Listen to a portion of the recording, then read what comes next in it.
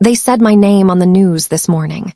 Not with pride, not with fanfare, just clearly, like a fact that could no longer be ignored. My name is Nina Graves. I used to believe that if you just did your job right, if you stayed steady, dependable, useful, then recognition would come eventually. But I've learned that some names are meant to be written in bold, while others quietly get erased. Not by accident, not by oversight, but by design. In my family, the spotlight was always reserved for someone else. My father is a retired general, the kind who keeps every plaque polished and every handshake strategic. The kind who believes legacy is something you can engineer, like a photo op. My younger brother, Tyler, was the chosen one. He worked in military event planning. No field work, no deployment, no classified drills. Just stage lights, rehearsed applause, and perfectly timed flag waves. Somehow, he was always the face of honor in our family. He looked good in uniform, even if the uniform had never seen dirt. Meanwhile, I was stationed across continents, working in intelligence strategy. I lived in blackout zones. I analyzed live threats. I made decisions with seconds to spare. But at every family dinner, every birthday, every church gathering, my name was left out of the story. Once, my father introduced me to a guest at a retirement luncheon as Tyler's sister. She does something with base logistics.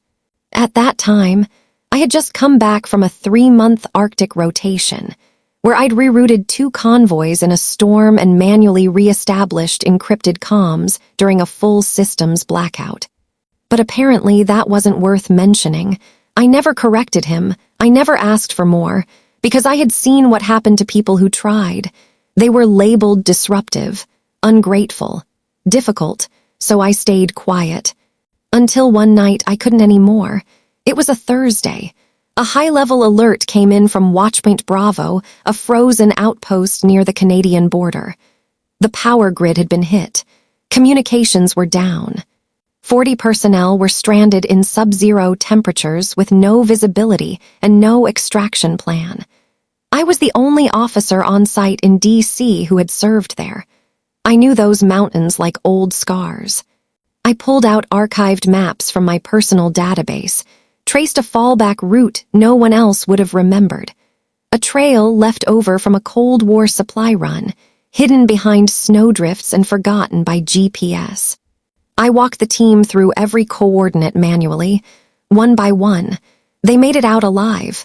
I didn't receive a thank you, no call from leadership, no citation. But I did get one message, an anonymous internal note, no name. Just 6 words.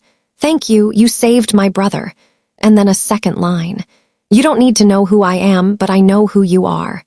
I read it at my desk with my hand resting on the desk lamp switch. I didn't reply. I didn't need to. It was the only moment in months that felt real. That message stayed with me, longer than any medal ever would. And still, a part of me thought, maybe someday the record would be corrected. Maybe one day someone would say it publicly. But I never imagined it would happen the way it did, or in front of everyone who tried to pretend I wasn't even there. I didn't say anything when I saw the invitation. It was a digital flyer, polished, patriotic, approved by the Department of Defense. It read, Recognition Ceremony for Excellence in Tactical Operations. I wasn't listed as a speaker. I wasn't mentioned at all, but Tyler was. His name appeared in bold font under featured presenters. Topic, Strategic Oversight in Arctic Recovery, a case study. There it was, a summary of the mission I had led. A panel he hadn't earned, and a title he never carried.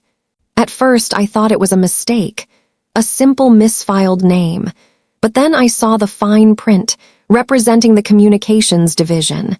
They hadn't just forgotten me, they had rewritten it, on purpose. I didn't call anyone, didn't write a correction email, didn't even text my brother, because I already knew what the answer would be: something polished, something practiced, something like, this version serves the bigger picture. That phrase, I'd heard it before. My father used to say it when I asked why Tyler got the spotlight, the photos, the public praise. The bigger picture, he said. You serve better behind the scenes. He made it sound noble, like invisibility was a virtue. But silence isn't always selfless. Sometimes it's just convenient. The night before the event, I sat at my desk staring at the flyer again. I typed a message, no anger, no plea, just a line that said, I was there. I let it. You know that? I didn't send it. Instead, I closed my laptop and stood by the window. The city lights blurred through the glass. Below, a black SUV with due plates waited to pick up Tyler for his final panel rehearsal. I watched him step into the car, calm and confident. He didn't look back. The next morning, I arrived at work early. No one was in yet. My office was still dim, sunlight creeping through the blinds. And there it was, an envelope slipped under my door. No seal, no return label, just heavy paper and a single card inside. It read, Commander Nina Graves, your presence is requested at today's Tactical Operations Summit. Panel 2, Integrity and Leadership. Please check in at the east entrance. My fingers froze over the line that said, Confirmed speaker. I flipped the card over. No explanation, no contact name. But something in me knew this wasn't a mix-up. Someone had made a change. I took a breath, pulled my dress uniform from the back of the closet, the one I hadn't worn in months, and began to lay each piece on the bed like I was building armor. Jacket, trousers, shoes, nameplate, ribbons. My hand hovered over the Arctic Service Medal, the same one that Tyler had displayed on his desk, framed next to his diploma. I pinned mine in place quietly, without ceremony. It didn't feel like revenge. It felt like recovery, a reclamation. At 1100 hours, I walked into the east entrance of the Pentagon Conference Hall. Security scanned my badge. No delay, no questions. The marble floors caught the light, and my ribbon rack shimmered faintly. Finally seen. The ballroom was half full. Officers in dress whites. Civilian analysts in dark suits. I scanned the stage from a distance. 3 chairs, one already filled. Tyler, he didn't see me at first, but when he did, I saw it, the twitch in his smile, the stiffness in his jaw. He turned to one of the aides, whispered something. I didn't move. I didn't wave. I sat in the 4th row, not hidden, not obvious. Just present, the event began, polished introductions, scripted lines, and then the moderator, a vice admiral, paused, her voice slowed. We often speak of valor as something visible, she said. But sometimes, true integrity happens in silence, and today we want a correct one. She looked up directly at me. Commander Nina Graves, she said, please join us on stage. The room shifted. A ripple, I felt it, heard it. Chairs rustled. Heads turned. Even Tyler's smile broke, cracked in half by something he hadn't prepared for. I stood calmly, walked down the aisle without rushing, without shrinking. The Admiral extended her hand and guided me to the stage. Then into Tyler's seat. She turned to him. You'll still be presenting, Lieutenant Graves, she said, but from the perspective of communications support. Support, not command, he nodded, tight, silent.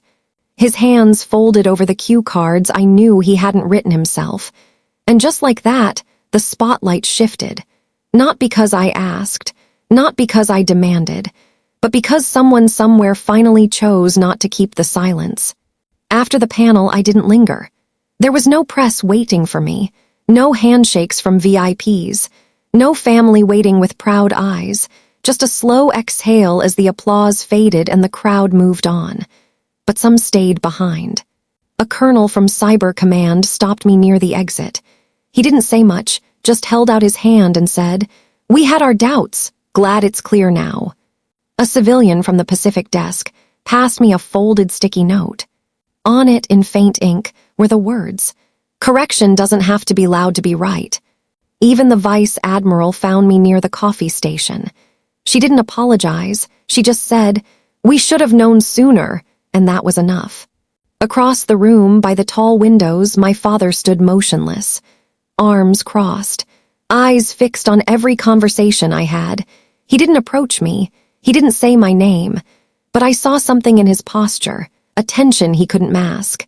The first flicker of losing control over a version of history he'd carefully curated for decades.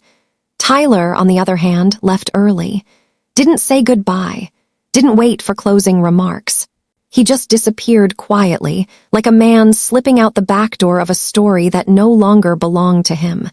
I didn't chase him. I didn't chase explanations.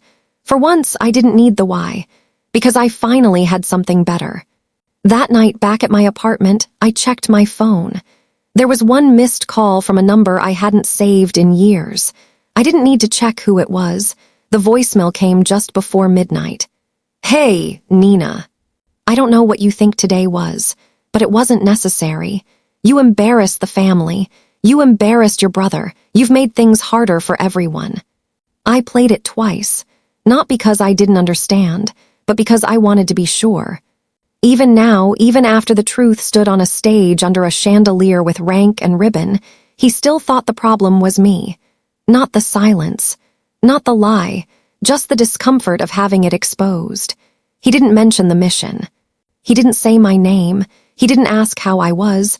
I deleted the message, not in anger, just in clarity. It didn't belong in my history. 2 days later, I filed a standard request with the Naval Archives. Nothing dramatic. No headline. I just wanted a copy of the declassified material related to Operation Snowglass. Most of it was blacked out. Redacted lines, names removed, whole pages swallowed by security blocks. But tucked inside the final folder, wedged between a logistics summary and a casualty report, was a sticky note. A real one, yellow, slightly curled at the edges. The handwriting hit me instantly. I hadn't seen it in almost 2 years. It read, "Commander Graves led this. She rerouted the secondary unit alone. If anyone says otherwise, they're rewriting history." JC, I froze. JC. Was Captain Jonah Calloway, my former commanding officer. He'd died in a training accident 18 months ago. Fast rope failure, split-second tragedy. Gone, but he'd seen me that night. He was in the ops tent when I traced that old trail with a flashlight and caffeine-shaky hands. He was there when I refused to leave those people behind. He knew. And now someone else would know, too. No stamp, no clearance tag, just ink. Just truth, quiet and undeniable. I took a photo, slid the note back exactly where I found it. I didn't change a thing, because some truths don't need to be weaponized. They just need to exist. The package arrived 2 days later. No return address, just a black box, leather-bound, simple. Inside, the Navy Commendation Medal. The same one I'd seen under glass on Tyler's shelf. At first, I thought he had returned it, maybe to make peace. Maybe to admit something without saying the words. But then I saw it, tucked beneath the velvet lining. A note, his handwriting, neat, tense, cold. "You always needed to prove something, now you have." That was it. No apology, no ownership. Just ego, carefully wrapped and mailed like a favor. I closed the lid. I didn't throw it out. I didn't send it back. I kept it not as a trophy, not as closure, but as a record. A reminder of what was taken and what couldn't be taken again. That night, I sat at my desk and wrote one final message.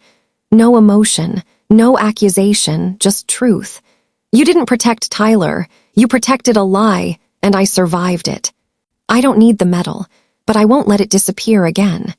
I didn't send it. I printed it, folded it once, slid it behind the medal in the box, let him keep his silence. He'd made a ritual of it. But now, for the first time, the record was clean and he couldn't edit it. 6 weeks later, I transferred out of DC. No announcement. No goodbye post. No dramatic farewell. I accepted a new role, Senior Strategic Advisor to Joint Operations Command in Colorado Springs. Mountains in the distance. Quiet corridors. No ghosts in the walls. My new office was small. East-facing. Morning light poured across the desk before 700. On my first day, I unpacked slowly. 1 box, 2 folders, a A single photo of my old team in Bahrain dusty boots, shared crackers, no filters. I didn't hang my degrees, I didn't frame my ribbon rack, but I did place one thing on the shelf eye level, that same black box, still closed, still his handwriting inside, not to honor him, not to forgive. Just to remember where the silence ended. Some people need to win arguments. I just needed to stop asking permission to exist. I don't know if Tyler ever spoke about what happened. I doubt it. The family group thread still hasn't added me back. That's fine. I made my own. My new team calls me ma'am when it counts. Graves when it matters. And together, we're building a program that protects junior officers from the kind of erasure I lived through. Sometimes, late at night, I think about Captain Calloway. His voice crackling over the comms that night in the snow, calm even when the world bent sideways. He saw me, before anyone else did. Maybe that's why he left the note. He didn't do it for politics, or legacy, or headlines. He did it because the truth mattered. It wasn't justice. It wasn't revenge, it was something smaller, quieter, stronger. Truth left where someone could find it. Truth that didn't need permission to exist. Now, when people ask what I do, I don't hesitate. I don't say, support. I don't say, behind the scenes. I say, I lead. And for the first time in my life, that's all I have to say. I don't need applause. I don't need a microphone. I don't need a framed medal that was handed out like decoration. Because I have something better now. A name that no one else is allowed to erase. If you've ever been silenced, overlooked, or rewritten, if you've ever had to prove you were real just by staying, then you already understand. Comment below. I was there, I just wasn't seen. Because sometimes the loudest story is the one whispered back into place.